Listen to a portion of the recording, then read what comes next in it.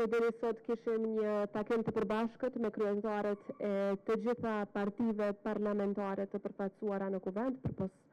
njerëz. Gjatë këtij takimi, i cili është ftuar në përputhje me obligimin tim kushtetues që t'i konsultoj partitë parlamentare, diskutuam për një sër çështjes. Kryesorja natyrisht ishte obligimi në bazë të nënit 95.4 kushtetutës që këto konsultime të ndodhin para caktimit të mandatarit tjetër, dhe diskutuam në rrjedhë të kësaj në qoftë se dikush nga partitë politike që ishin të ulura rreth asaj tavoline e kanë shumicën e nevojshme për të krijuar qeveri apo jo.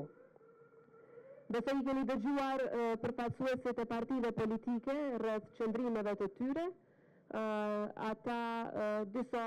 kishin qëndrime që nuk mund të krijojnë shumicë, kishte edhe qëndrime që dëshirojnë të takohemi sërish për të parë mundësinë e propozimit të një mandatari të ri. Megjithatë, ju e dini që sipas kushtetutës, institucioni presidencës i ka 10 ditë deri në marrjen e vendimit në qoftë se mandatohet mandatari i dytë apo jo. Ky afat s'ka dhënë deri në datën 5 nëntor. Deri në atë datë, unë do të komunikoj sërish me kryetarët e partive. Jo domosdoshmërisht do të mbaj takime individuale me secilin, sepse ka disa që mendojnë që tashmë është ezauruar çdo mundësi, por megjithatë do të jem në komunikim me ta. Dhe kushdo që ka gatishmëri që të takohemi sërish për të parë përfundimisht se a ka mundësi për caktimin e mandatarit tjetër apo jo, unë do t'i pres në takim. Siç e dini, aktgjykimet e gjykatës kushtetuese kanë lënë në diskrecion të presidentës çështjen e mandatarit të dytë, dhe ky diskrecion do të shfrytëzohet pra përgjatë ditëve në vijim para vendimit final, që më së largu do të jetë me datën 5 nëntor, përgjithsesi para se të skadoj afati kushtetues lidhur me caktimin e mandatarit tjetër. Tani në rast, a do të ketë propozim për mandatar tjetër apo jo, është çështje e partive politike të përfaqësuara në kuvend, sepse siç ju thash kishte qëndrime jo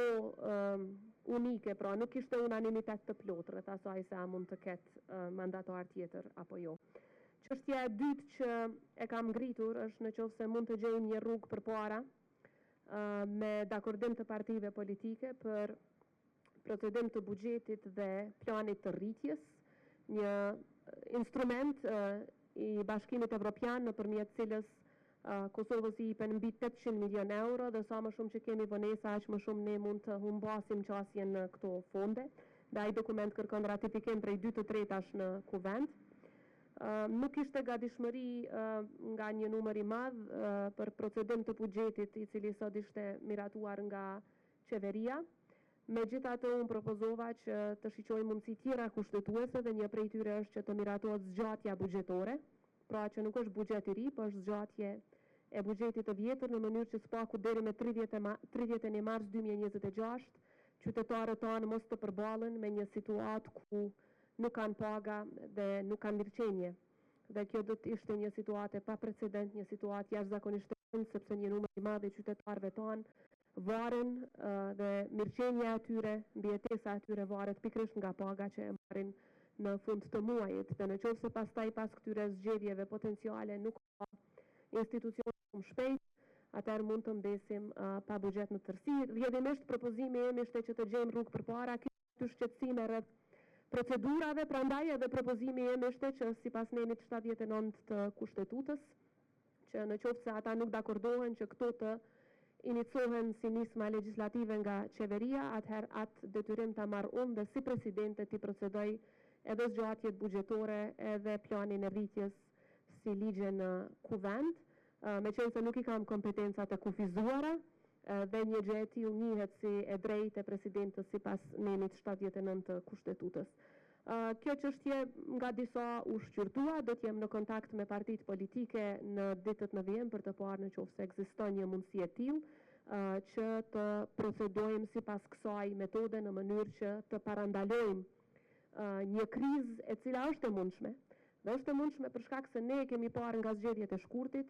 ka zgjatur shumë certifikimi, pastaj ka zgjatur shumë konstituimi. Gjykata kushtetuese akoma nuk e ka sqaruar çka nëse një kuvend nuk konstituohet brenda 30 ditësh. Pra mund të kemi situata kur kemi zgjatje, stërgjatje dhe mund të mbetet vendi pa buxhet dhe qytetarët tanë pa mënyrën e vetme të mbijetesës që i kanë pagat e tyre. Kam diskutuar edhe për propozimin e buxhetit të RTK-s, nuk kam dëgjuar ndonjë qëndrim nga partitë politike, mirë po kam shprehur gatishmërinë e plotë si presidente që për të tejkaluar problemet procedurale që dikush aty i përmendke, që si presidente ti procedoj ato si nisma legislative, sepse s'ka asnjë kufizim as kushtetues as ligjor rreth kësaj.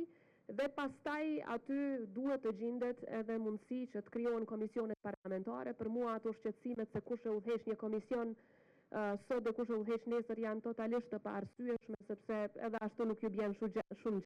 t'ju bin një javë a dy dhe nuk ka asnjë arsye se kush i udhëheq komisionet përderisa kjo shfrytëzohet si një mundësi fleksibile që të kalohen në instancë parlamentare edhe vendimet për zgjatje buxhetore edhe vendimi për plani i rritjes eventualisht edhe vendimi për RTK. Natyrisht ka edhe shumë vendime të tjera në interes qytetarëve, por shpresa ishte që mund të ketë reflektim nga partitë që këto t'i zgjidhim si probleme dhe pastaj me njëherë të procedohet me zgjedhje në rast se nuk ka mandatar të dytë. Po them në rast se për shkak se kryetari i lëvizjes vetëvendosje, njëkohësisht kryeministër në detyrë, ka kërkuar që të më takoj edhe një herë para se të skadoj afati 10 ditor, që është për caktim të mandatarit të dytë, dhe pas konsultimeve që i ka brenda partisë politike që e përfaqëson, do të vi me propozim apo jo, është çështje e tyre, mirë po ne kemi detyrim kushtetues që t'i respektojmë ato afate. Pastaj nëse ka propozim për mandatar të ri, atëherë hyn në shprehje dispozita të reja kushtetuese dhe afate të reja, por megjithatë se nuk ka qeveri, dihen edhe ato pastaj janë 30 deri 40 ditë për mbajtjen e zgjedhjeve. Pra pak a shumë këto kanë qenë disa prej temave, është fati keq për Kosovën dhe gjithë qytetarët që nuk kemi arritur, konkretisht partitë politike të përfaqësuara në kuvend nuk kanë arritur që të konsolidojnë, konstituojnë gjitha institucionet përfshi edhe qeverinë, dhe ka kaluar një kohë e gjatë. Bashkë me kohën kemi humbur edhe shumë mundësi për vendin tonë, kështu që si presidente do të angazhohem që të respektohet kushtetuta pikëmëri, por një gjë që është shumë e rëndësishme ta dini është tek gjykimet e gjykatës kushtetuese thonë që presidentja duhet të bëjë çmos që të evitojë zgjedhjet. Pra ky është detyrimi i presidentës. Partitë politike i kanë qëndrimet e tyre, dikush dëshiron sot, dikush nesër, dikush pas nesër të shkojnë zgjedhje, por detyrimi i presidentës është tjetër. Detyrimi i presidentës është që të bëjë çmos që të evitohen zgjedhjet. Ta detyrim unë duhet ta kryej në përputhje të plotë me kushtetutën, prandaj do t'ju lutem për durim edhe për shumë pak ditë derisa të sqarohen të gjitha rrethanat rreth caktimit të mandatarit të dytë.